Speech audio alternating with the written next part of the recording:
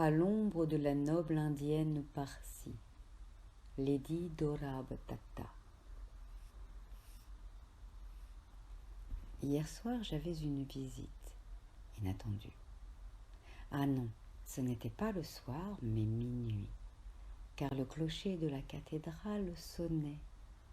Ding, ding, ding, 12 fois, justement quand elle m'apparut.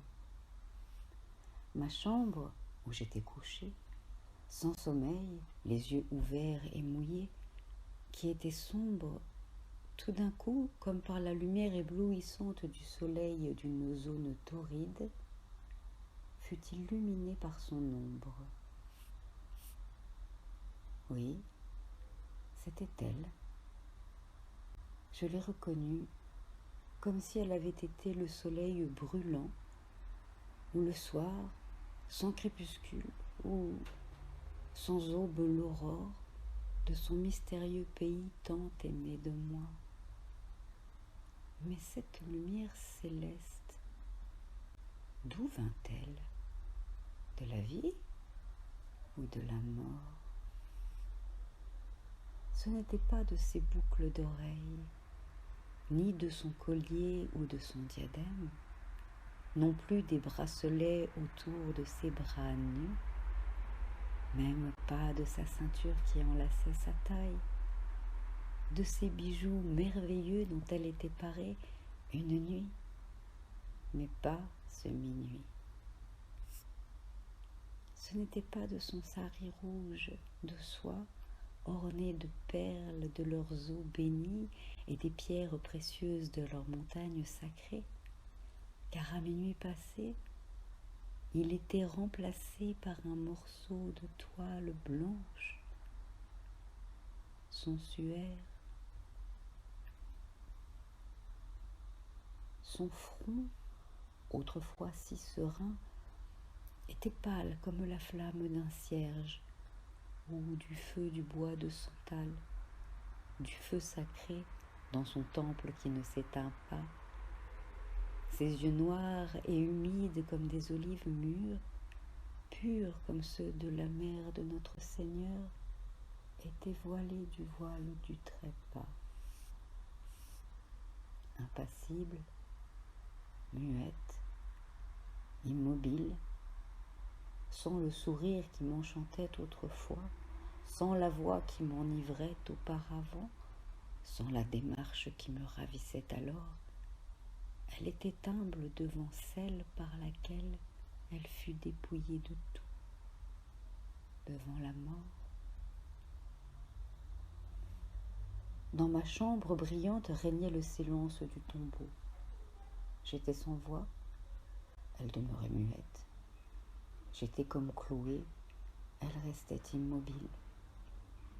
Je tentais de croiser mes mains devant elle, comme devant la Sainte Vierge, mais hélas, en vain. Quoique dépourvue de paroles et de tout mouvement, je ne l'étais pas de sentiments. J'aimais tout, même de quoi alors j'avais le dégoût. Je cherchais à revoir se refléter dans ses yeux expressifs comme dans un lac limpide tout ce que j'avais déjà vu dans mes rêves, en réalité, et dans ses yeux. Je cherchais à y revoir encore une fois le Saint-Feu avec un de ses rivages ornés de bûchers en flammes au lever du soleil, des temples, des pagodes dont les cloches sonnent au souffle du vent, des enfants nus qui s'amusent dans la rue avec des serpents, à revoir des campagnes avec des arbres énormes ressemblant à des tentes de soie verte, des vaches sacrées flânant dans les rues, des singes divins dans les temples près des prêtres, et enfin un des golfes beaux à merveille qui, j'en suis sûre, conserve dans ses profondeurs les cendres de mes ancêtres. Et regagnant ma force, Tout d'un coup, je fus devant elle d'un brusque pas, et en levant son voile du trépas, je poussai un cri effrayant. Au lieu de ses beaux yeux, je vis 2 trous où apparurent les tours du silence, ornées au bord d'oiseaux de proie. Et tout épuisé, je retombai sur le lit, poussant encore une fois un cri, tandis que les ténèbres enveloppèrent ma chambre. Soudain, de nouveau, avant le chant du coq, son ombre disparut. Ô mon âme, enfermée dans mon corps comme un oiseau dans sa cage, connais-tu cet éclair qui aurait pu t'éclairer ce mystère? Mais mon âme n'en avait rien dit. Ô son âme, enveloppée de son corps comme un oiseau de sa cage, pourrais-tu dire, était-ce elle à minuit passé qui me visita en amie fidèle?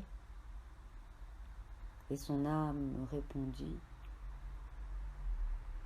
ce n'était pas elle morte, mais son esprit vivant, sous forme de sa dépouille mortelle, pour te rappeler vos grandeurs sur la terre, pour te demander pourquoi la pleures-tu? Elle est morte hier, tu mourras demain. Elle fut un festin pour les oiseaux, tu le seras pour les vers. Memento homo quia pulvis es, et in pulverem reverti.